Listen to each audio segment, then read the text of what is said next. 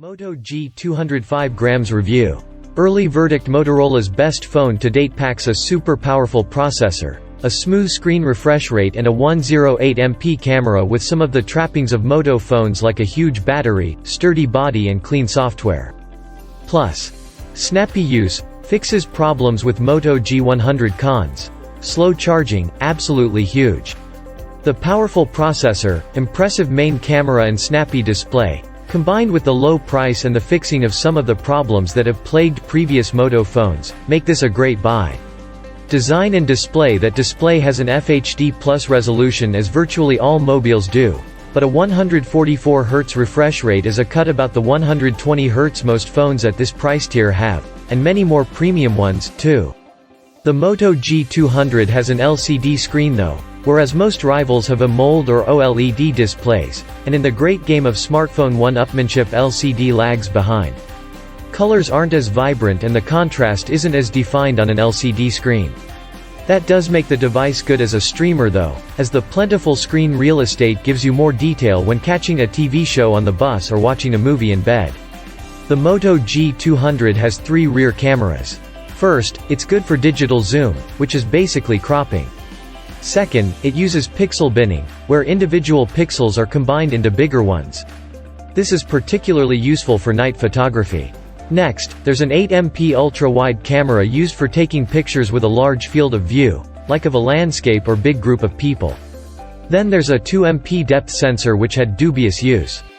On the front is a 16MP selfie camera.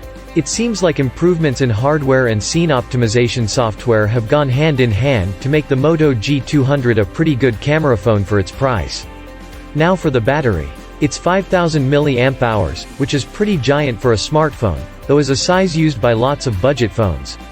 Charging is a weak point because, at 33W, the Moto G200 not only charges slower than other phones with the same specs, but slower than other mobiles at the same price, with Xiaomi and Realme, in particular, embracing fast charging.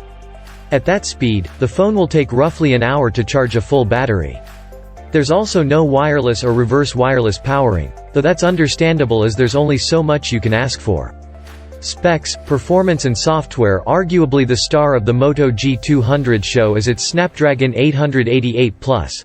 That's an improved version of the chip found in the Samsung Galaxy S21, OnePlus 9, Xiaomi 12 and many more flagship phones of 2021.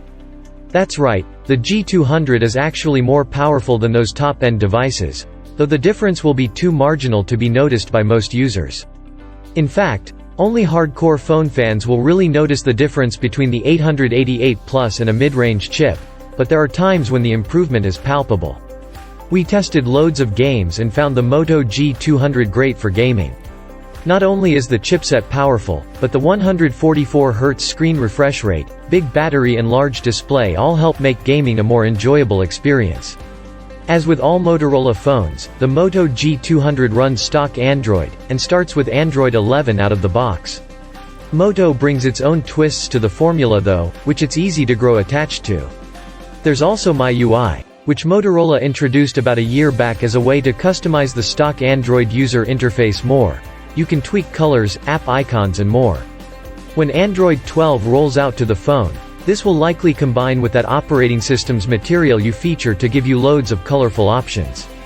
Early verdict: you usually have to use a Motorola phone for a while to truly appreciate it, with useful features and impressive stopping power hiding behind a workmanlike design and appearance.